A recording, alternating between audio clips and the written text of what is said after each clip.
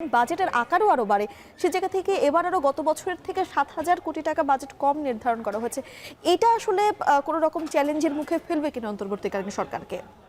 না এই বাজেট বাস্তবায়ন করতে গিয়ে? না হ্যাঁ ঠিকই আছে। মানে যদি আপনি বড় অঙ্কটার দিকে তাকান, সেটি হলো যে ৭,৯০,০০০ কোটি টাকা এবং গেল বছরে যেটি ছিল ৭,৯৭,০০০ কোটি টাকা।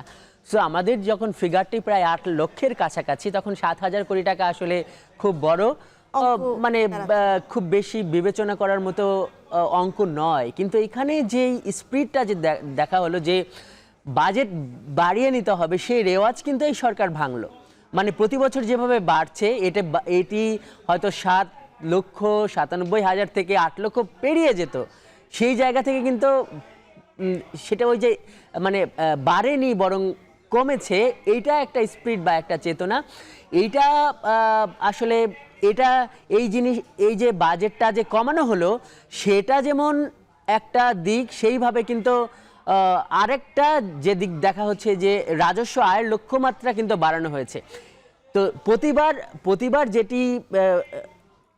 প্রতিবার যেটি বলা হয় যে এই রাজস্ব আয়ের লক্ষ্যমাত্রার ক্ষেত্রে কিন্তু প্রতিবারই যেটি দেখা যায় যে যতটা লক্ষ্য নেওয়া হয় ততটা কিন্তু আহরণ সম্ভব হয় না।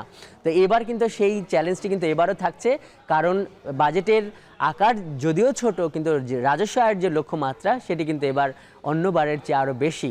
কাজেই এই ক্ষেত্রে সরকারকে আরও বেশি ডায়নামিক অনেক পদক্ষেপ কিন্তু নিতে হবে। মিম।